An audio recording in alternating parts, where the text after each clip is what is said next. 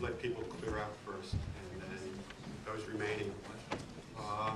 Given the time, maybe we should have questions from the audience, and all I ask you to do is speak very loudly so everybody can hear you.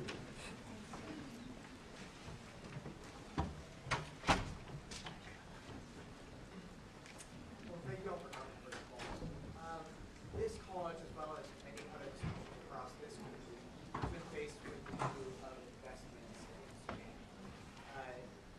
Currently, due to federal law, the United States can't operate directly in Sudan.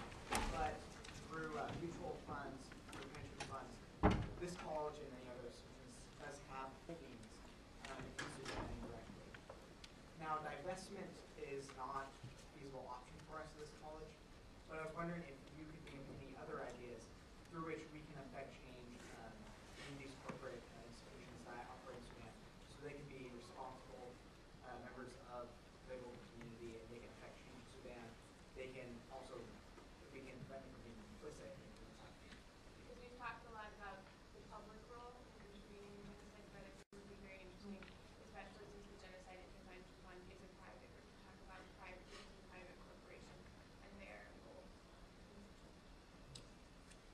Well, one of the things you could certainly do is highlight the fact that the German government, through its top defense official, has declared what is occurring in Darfur to be genocide.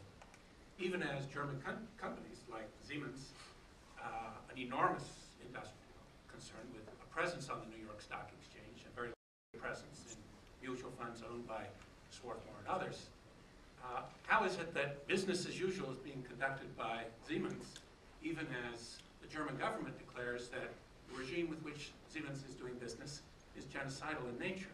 There seems to be a significant disconnection here between the government's assessment, the German government's assessment, and German economic policy.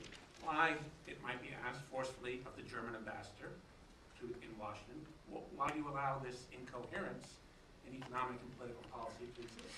Highlight it for them. It doesn't require divestment, but those ambassadors can be got to. They can certainly receive letters and hear that you regard this as morally incomprehensible. I agree entirely with that. The other thing I think is there's a real sensitivity in companies nowadays to be seen as socially responsible. Not necessarily to be socially responsible, but to be seen as socially responsible. And I think you could do a really interesting targeted campaign that is basically a shaming campaign of starting to publish, whether it's on the web or whatever, those companies that are investing in Sudan.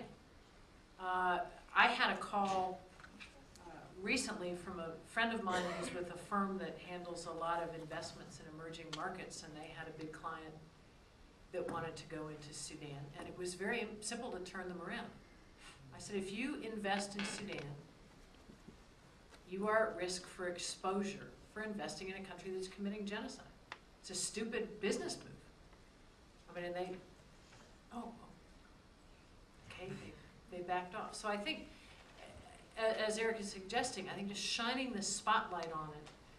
The flip side is turning it around and making it a cool and responsible thing for companies to say that they're doing what they can to stop the genocide, whether that's you get them to support the Genocide Intervention Fund, whatever it is you get them to do a fundraiser, to invite Sudanese who are resident in the U.S. to come and speak. So turn on its head also, give them a positive way out, and maybe we can actually get them to do something. Just one more words. I mean, we already start targeting those companies, and this is a cement here as a cell phone company who work in Sudan. On March 28th, there is a rally in Wall Street there. They're targeting those companies, more than 3 or 4 companies, Chinese companies and others, Western companies whom just they have a deal, as I said, under table deals there. So people already aware about what's going on and how they can push the things very hard in the public issues. Yes, there is a website. You can go to www.forrehabilitation.org and it will link you to the time and the place. www.darfor, D-A-R, for F-U-R, rehab.org. Yo.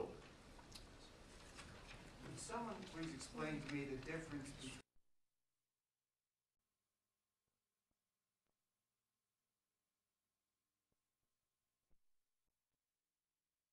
that is called Jim.